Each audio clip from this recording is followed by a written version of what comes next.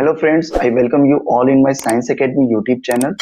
और आज के इस सेशन में हम लोग बात करने वाले हैं आईआईटी जैम 2021 के नोटिफिकेशन के बारे में। ऑल्दो इसका नोटिफिकेशन सितंबर मिड में आ चुका था और बहुत सारे स्टूडेंट जो इंटरेस्टेड होंगे इस एग्जाम के लिए उन्होंने ऑलरेडी ये फॉर्म भर दिया होगा और उनको इस नोटिफिकेशन के बारे में मालूम होगा।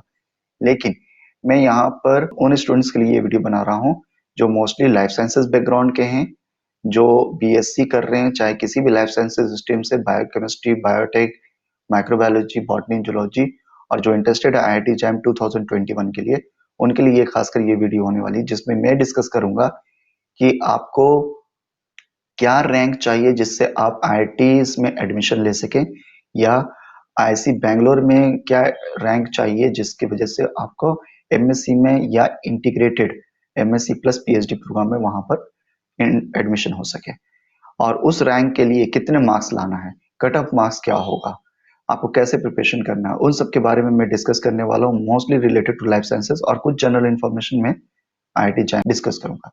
तो चलिए दोस्तों शुरू करते हैं आज का ये वीडियो। तो आईआईटी जैम का 2021 का कंडक्टिंग इंस्टीट्यूट इस बार है IIC Bangalore. Last time IIT Kanpur ने कंडक्ट कराया था, इस बार ये एग्जाम कम्प्लीटली ऑनलाइन होने वाला है और कंप्यूटर बेस्ड यहाँ पे एग्जाम्स होंगे। और यहाँ पर 7 सब्जेक्ट को इंक्लूड किया गया: biotechnology, chemistry, economics, geology, mathematics and mathematical statics and physics. यहाँ पर इकोनॉमिक्स इस बार से नया सब्जेक्ट ऐड किया गया। ऑल्दो लास्ट टाइम तक सिर्फ 6 सब्जेक्ट था, इस बार इकोनॉमिक्स ऐड किया गया है। यहाँ पर ये पूरे के पूरे 7 जो सब्जेक्ट मैंने डिस्कस अभी बताया, इस सब ऑब्जेक्टिव टाइप क्वेश्चन पेपर होगा जिनको 3 पार्ट में डिवाइड किया गया है: section A, section B, section C. Section C जो होता है वो न्यूमेरिकल आंसर टाइप होगा, इसको मैं लेटर ऑन में भी डिस्कस करूंगा। एप्लीकेशन आपको ऑनलाइन मोड में यहाँ पर करना है अप्लाई, और सारे जो डॉक्यूमेंट्स है वो स्कैन करके आपको सबमिट करना है। यहाँ पे कोई भी हार्ड कॉपी आपको इंस्टीट्यूट में भेजने की जरूरत। अब आते हैं कुछ लेटेस्ट अपडेट्स अबाउट 2021। ये ऑलरेडी 10 सितंबर से नोटिफिकेशन आउट है, यानी आप फॉर्म अप्लाई कर सकते थे 10 सितंबर 2020 से, और लास्ट डेट है 15 अक्टूबर। आज से 4 डेज के बाद में इसकी क्लोजिंग डेट है, होने वाली है। तो होप सो कि मोस्ट ऑफ द जो भी स्टूडेंट होंगे आईआईटी जैम 2021 देना चाहते हैं वो ऑलरेडी अप्लाई कर चुके होंगे। जो नहीं किया है, मैं बोलूंगा कि 15 अक्टूबर से पहले, जो थर्सडे है, कमिंग थर्सडे, उससे पहले यहाँ पर जो मिनिमम क्वालिफिकेशन है, मिनिमम क्वालिफिकेशन यहाँ पर बीएससी, या तो आप पास आउट स्टूडेंट हो अपने रिस्पेक्टिव स्ट्रीम से, जैसे केमिस्ट्री देना चाह रहे तो बीएससी केमिस्ट्री में होना चाहिए, या बायोटेक्नोलॉजी हो तो लाइफ साइंसेज से कोई भी स्ट्रीम हो, या फिर आप बीएससी अपियरिंग स्टूडेंट हो, यानी आपका फाइनल ईयर नेक्स्ट ईयर 2021 में पास आउट होने वाले हैं, तो अब भी आप ये अप्लाई कर सकते। नेक्स्ट थिंग कि यहाँ पर एज लिमिट नहीं है, नो एज लिमिट। तो आपके एज लिमिट का कोई यहाँ पे क्राइटेरिया नहीं है, या फिर नंबर ऑफ अटेम्प्ट कोई लिमिटेशन नहीं। इस बार से IIT Mandi will also admit the student for MSc physics. तो एमएससी फिजिक्स के लिए एक और होस्ट इंस्टीट्यूट या इंस्टीट्यूट इंक्रीज हो गया है इस टाइम से। आईआईटी मंडी एमएससी फिजिक्स कोर्स में एडमिशन 2021 से लेगी, तो वो उनके लिए, स्टूडेंट के लिए अच्छा न्यूज़ है जो एमएससी फिजिक्स करना चाहते हैं। अब आते हैं आगे की, यहाँ पर कुछ डेट्स है जो आपको याद रखना है। फरवरी 14 2021 जो कि संडे है, उस दिन एग्जाम होगा। ये मैंने पहले डिस्कस कर दिया कि सितंबर 10 से ये नोटिफिकेशन यानी फॉर्म फिलिंग का प्रोसेस स्टार्ट हो गया था। ये चला ऑलमोस्ट 35 डेज, अक्टूबर 15 तक ये चलेगा, विच इज कमिंग थर्सडे। यहाँ पर ये डेडलाइन खत्म हो रहा है, और जनवरी 5 को आप एडमिट कार्ड डाउनलोड कर सकते हैं। फरवरी 14 को यहाँ पे एग्जाम होगा, और उसके एक महीने बाद मार्च 20 जो सैटरडे रिजल्ट आउट होगा आईआईटी जैम का। उसके बाद में आपके पास ऑलमोस्ट 1 मंथ होगा। इस रिजल्ट में वो रैंक देंगे आपको, और डिफरेंट होस्ट इंस्टीट्यूट का रैंक कट ऑफ भी देंगे कि कौन से इंस्टीट्यूट में कितने रैंक तक में एडमिशन होगा। उस अकॉर्डिंग को देखकर आपका रैंक और उस होस्ट इंस्टीट्यूट का रैंक रिक्वायरमेंट को मैच करा के आपको अब एप्लीकेशन फॉर्म फिलअप करना है विद इन 1 मंथ। अप्रैल 15 से 28 के बीच में आपको सारे फॉर्म फिलअप कर देना है जहां पर लगता है कि आपका एडमिशन हो सकता है। इसको मैं और डिटेल में डिस्कस करूंगा आगे की वीडियो में। और उसके बाद फर्स्ट लिस्ट आएगा उनका एडमिशन का लिस्ट, फर्स्ट एडमिशन लिस्ट जून 16 को, ऑलमोस्ट एडमिशन फॉर्म फिलअप करने के 1 महीने बाद। उसके बाद नेक्स्ट बाद में 15 दिन के बाद में, नेक्स्ट 15 डेज के बाद में जुलाई 1 को आएगा उनका सेकेंड एडमिशन लिस्ट। अगर फर्स्ट एडमिशन लिस्ट में जिस बच्चों ने एडमिशन नहीं लिया है वो सीट वैकेंट रह जाएगी, वो फिर वेटिंग लिस्ट क्लियर होगा तो वो सेकेंड लिस्ट आएगा। उसके बाद अगर इनमें भी कुछ बच्चों ने छोड़ दिया तो फिर वो थर्ड लिस्ट, फाइनल लिस्ट आएगा। और उसके बाद ये फाइनल लिस्ट है जुलाई 16 में, और उसके बाद में प्रोसेस जो है यहाँ पर ये एडमिशन का जुलाई 20 को क्लोज हो जाएगा।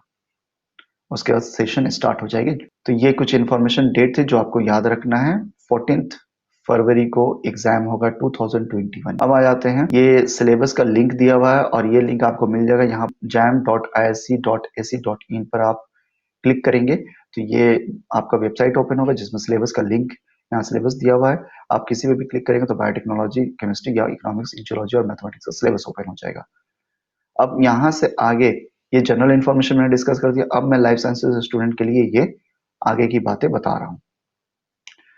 तो बायोटेक्नोलॉजी में लाइफ साइंसेस जो भी बच्चे कर रहे हैं, बीएससी लाइफ साइंसेस से कर रहे हैं, चाहे वो कोई भी सब्जेक्ट हो लाइफ साइंसेस, वो सभी अप्लाई कर सकते हैं बायोटेक्नोलॉजी आईआईटी चैम के एंट्रेंस एग्जामिनेशन के लिए, वो एलिजिबल है। और इसमें आएगा बायोलॉजी, केमिस्ट्री, मैथमेटिक्स और फिजिक्स, इन 4 सब्जेक्ट से आपके क्वेश्चंस रहेंगे जो 10+2+3 स्टैंडर्ड का होगा, यानी बीएससी स्टैंडर्ड का होगा। ये आपने ये टॉपिक कहीं ना कहीं बीएससी फर्स्ट, सेकंड या थर्ड ईयर में पढ़ा हुआ है। बायोलॉजी में जनरल बायोलॉजी आएगा, बायोकेमिस्ट्री एंड फिजियोलॉजी आएगा, basic biotechnology, molecular biology, cell biology और माइक्रोबायोलॉजी, ये 5 टॉपिक आएंगे बायोलॉजी में। उसके बाद केमिस्ट्री है 10+2+3 लेवल का, बीएससी लेवल का। लेकिन मैं यहाँ पर आपको बोलूंगा कि अगर आपने क्लास 11th एंड 12th का केमिस्ट्री अच्छे से कर लिया तो इसको पढ़ने की ज्यादा जरूरत नहीं पड़ेगी। उसके बाद में आ जाते हैं नेक्स्ट, मैथमेटिक्स है जो क्लास 10+2 11-12 का लेवल का है, और ये 10+2 लेवल का फिजिक्स है जो टॉपिक यहाँ दिया हुआ है। तो आप डिटेल में इसको देख लीजिए और इससे रिलेटेड आप प्रिपरेशन कर सकते हैं। और अब आ जाते हैं बुक के ऊपर, कौन कौन से बुक फॉलो करने चाहिए आपको। तो फॉर बायोलॉजी मैं सजेस्ट करूंगा लेनिंजर, तो आप अच्छे से पढ़ लीजिए क्योंकि लेनिंजर में बायोकेमिस्ट्री के अलावा आपको मॉलिक्यूलर बायोलॉजी भी मिल जाएगा, वहां पर कुछ सेल बायोलॉजी भी मिलेंगे, माइक्रोबायोलॉजी या फिर इम्यूनोलॉजी या इवन जेनेटिक्स के क्वेश्चन भी कुछ वहां पर टॉपिक दिए हुए हैं, तो वो टॉपिक को कर लीजिए। उसके बाद आप माइक्रोबायोलॉजी के लिए स्पेसिफिक पेल्जर फॉलो कर सकते हैं, सेल बायोलॉजी के लिए ब्रूस अल्बर्ट फॉलो कर सकते हैं। और इन तीनों की बुक के अलावा आप एनसीईआरटी की 11 और 12 की बुक तो जरूर से पढ़िए, ये बायो और फिजिक्स, केमिस्ट्री और मैथ्स आपको फॉलो करना चाहिए क्लास 11-12 का सिलेबस, वो मोर देन सफिशिएंट होगा आपके आईआईटी चैम के एग्जाम के लिए। अब आ जाते हैं, मैं यहाँ पर डिस्कस कर रहा हूँ फी स्ट्रक्चर के बारे में। क्या फी है, जिन्होंने भर दिया होगा उनको मालूम होगा, जिन्होंने नहीं भरा है वो देख सकते हैं कि इस एग्जाम क्या है। तो फीमेल के लिए चाहे वो किसी भी कैटेगरी हो, जनरल हो, एससी हो, एसटी हो या फिजिकली हैंडीकैप हो, गर्ल्स कैंडिडेट के लिए जो सिंगल सब्जेक्ट के लिए फी है वो 750 है। यानी अगर आप सिर्फ बायोटेक्नोलॉजी को देना चाह रहे हैं एग्जाम, 750 को फॉर्म भरना होगा। अगर टेक्नोलॉजी के अलावा केमिस्ट्री भी देना चाह रहे हैं तो आपको फी देनी होगी 1050। आते हैं दूसरा, जनरल कैटेगरी या फिर ओबीसी हो, जो फी है यहाँ पर वो फॉर्म का फी है 1500 फॉर 1 सिंगल सब्जेक्ट और 2100 है फॉर 2 डिफरेंट सब्जेक्ट। लेकिन जब आप 2 डिफरेंट सब्जेक्ट के लिए अप्लाई कर रहे हैं तो आप ध्यान दीजिएगा कि ये वाला जो एग्जाम हो रहा है दोनों सब्जेक्ट के लिए वो अलग अलग सेशन में हो, एक ही सेशन में नहीं होने तो कोई एक ही एग्जाम आप दे पाएंगे, क्योंकि एग्जामिनेशन डेट तो एक ही है लेकिन सेशन अलग अलग होना चाहिए।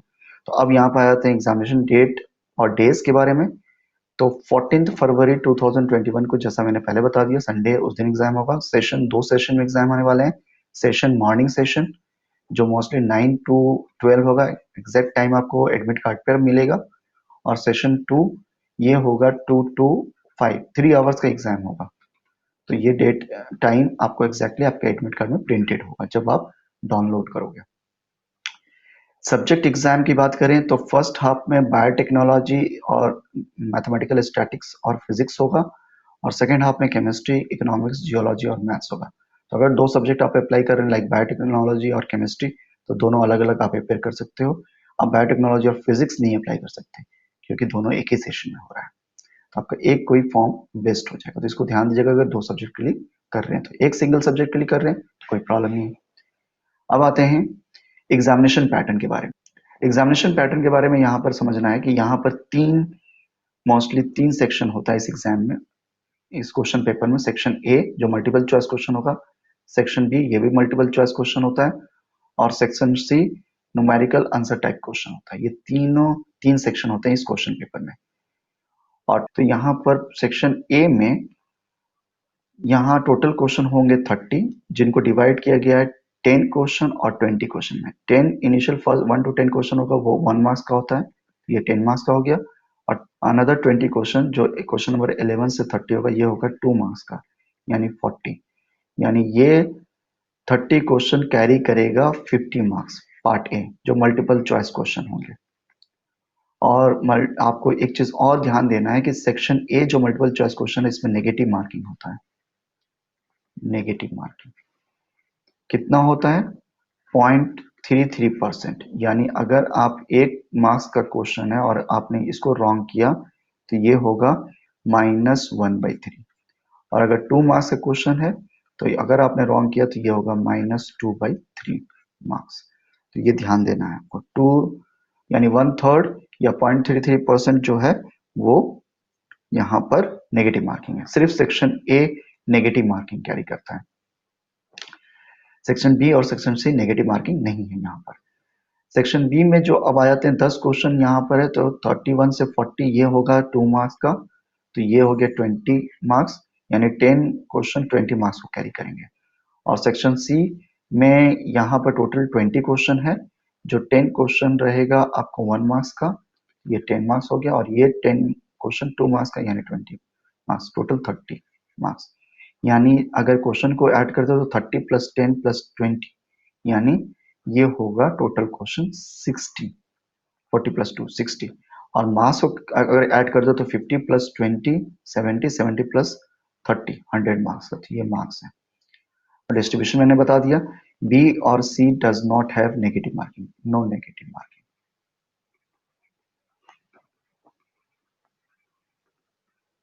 उसके बाद एक चीज और ध्यान देना है कि ए और बी मल्टीपल चॉइस क्वेश्चन है, लेकिन सी में आपको फिल इन द ब्लैंक्स, ये मैंने लिख भी दिया है, fill in the blanks question होगा, इनमें कोई ऑप्शन नहीं होगा, यानी यहाँ गैप दे देंगे और यहाँ पर आपको वैल्यू ऐड करना होगा। ठीक है, अब मैं आगे बात कर रहा हूँ। नेक्स्ट, ये बहुत इंपॉर्टेंट, इसको ध्यान से समझिए। ये कट ऑफ मार्क्स है, बहुत इंपॉर्टेंट इन्फॉर्मेशन यहाँ दे रहा हूँ, इसको ध्यान से समझिए। Cut off marks for biotechnology subject in IIT jam. मैंने यहाँ पर कट ऑफ मार्क्स निकाला है 3 इयर्स का, 2020, 2019 और 2018 का एग्जाम का क्या कट ऑफ मार्क्स रहा। तो जनरल कैटेगरी में ऑलमोस्ट 40 मार्क्स, 23 मार्क्स इन 2019 और 28 मार्क्स 27.67 फॉर जनरल कैटेगरी इन 2018। तो कट ऑफ ये वेरी करता है, डिपेंड करता है कि क्वेश्चन कितना टफ या इजी है।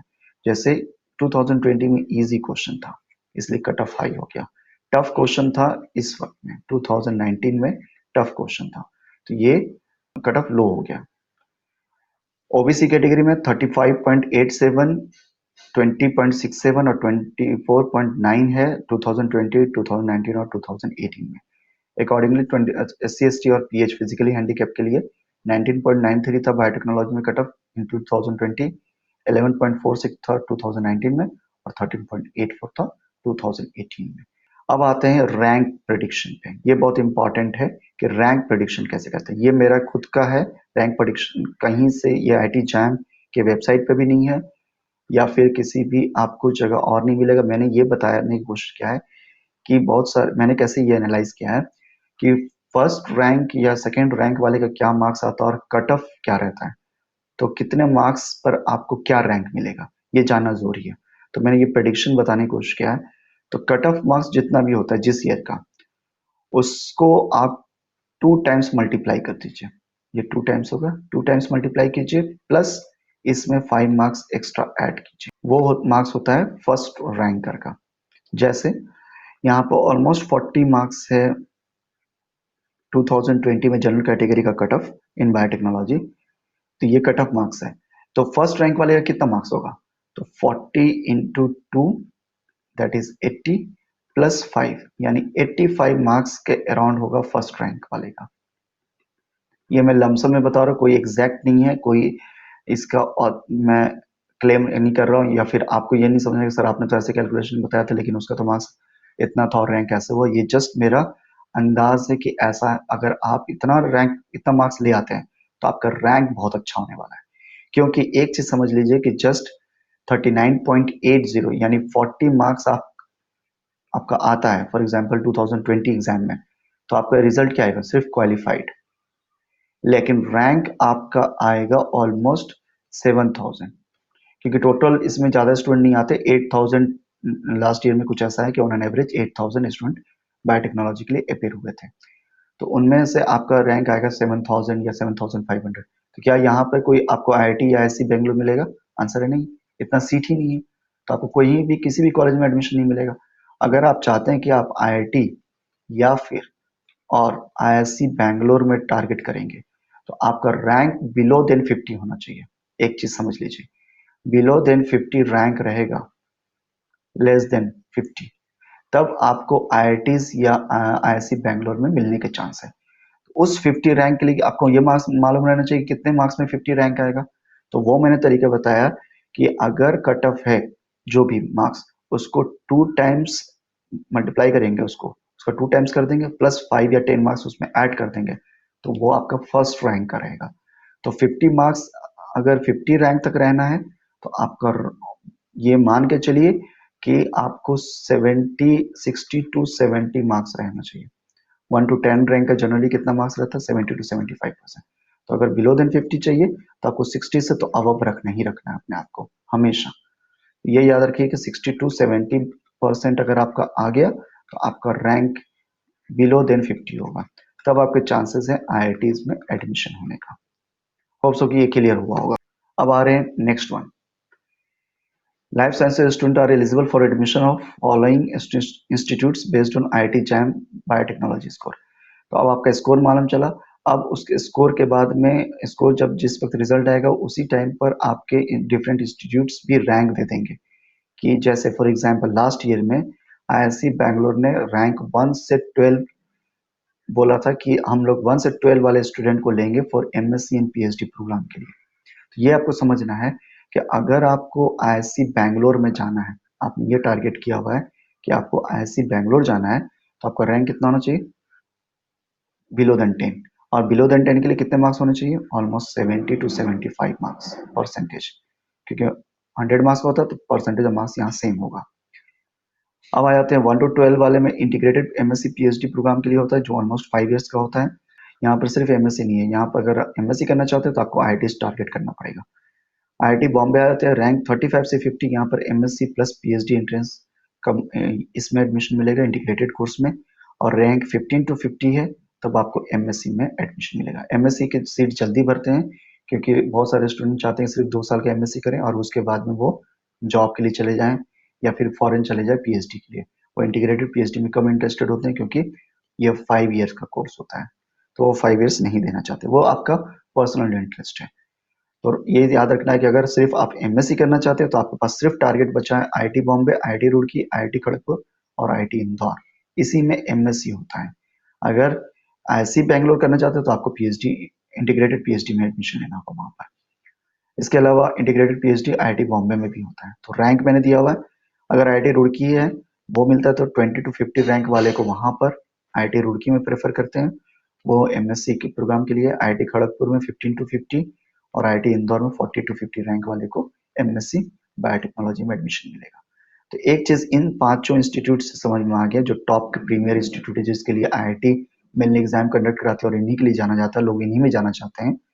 वहां पर आपको अबव देन 50 अगर रैंक रहा तो आपको एडमिशन नहीं मिलेगा। तो इसीलिए बिलो देन 50 रैंक होना चाहिए। मैं बार बार स्ट्रेस दे रहा हूँ। और इसके लिए 70% मार्क्स का टारगेट लेकर चलिए आप लोग। इसके अलावा certain NITs, national institute of technology और सेंट्रल यूनिवर्सिटीज भी आईआईटी जैम का स्कोर के बेसिस पे एमएससी में एडमिशन देती है। ये आप चेक कर लीजिएगा क्योंकि देयर आर सेवरल एनआईटीज और सेंट्रल यूनिवर्सिटीज, उनके इंडिविजुअल वेबसाइट पे जाकर आप चेक कर सकते हैं। यहाँ पर ये बहुत सारा इंपॉर्टेंट इंफॉर्मेशन था कि क्या मार्क्स से क्या रैंक बनेगा और उस रैंक से आपको कहाँ पर एडमिशन मिलेगा। ये बच्चों को बहुत ज्यादा कंफ्यूजन होता है।